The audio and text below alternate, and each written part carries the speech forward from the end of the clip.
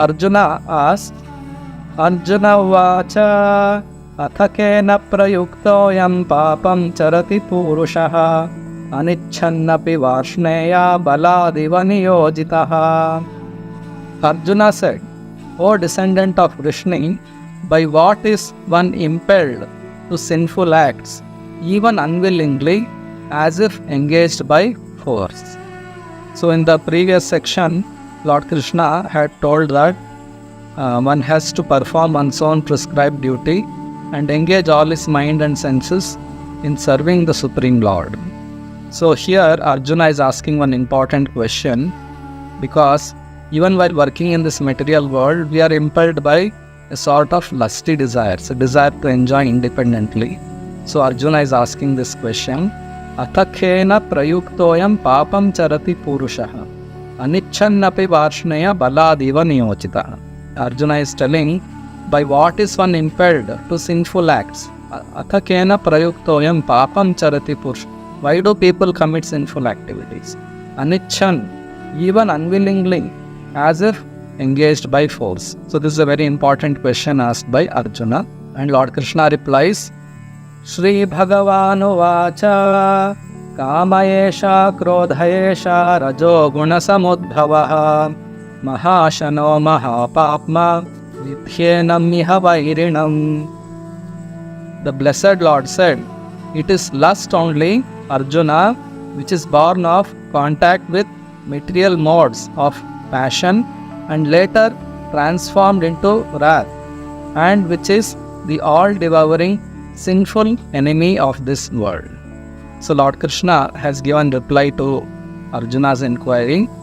So Krishna is telling that Kama Esha Krodha Esha Rajo Guna Samudbhavaha. Krishna is telling it is lust only, O Arjuna, which is born of contact with the material modes of passion, and later it transforms into wrath, and which is the all-devouring sinful enemy of this world.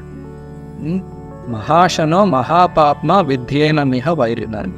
So, in the purport, Srila Prabhupada gives a very nice explanation to this particular shloka. Srila Prabhupada writes in the purport, when a living entity comes in contact with the material creation, his eternal love for Krishna is transformed into lust in association with the mode of passion.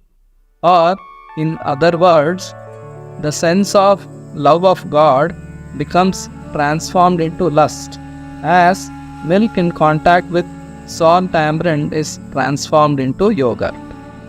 Then again, when lust is unsatisfied, it turns into wrath. Wrath is transformed into illusion, and illusion continues the material existence.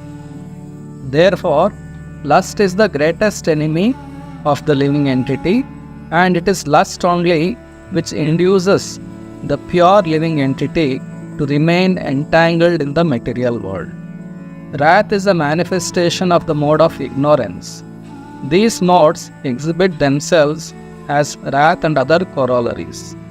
If therefore the modes of passion, instead of being degraded into the modes of ignorance, are elevated to the modes of goodness by the prescribed method of living and acting, then one can be saved from the degradation of wrath by spiritual attachment.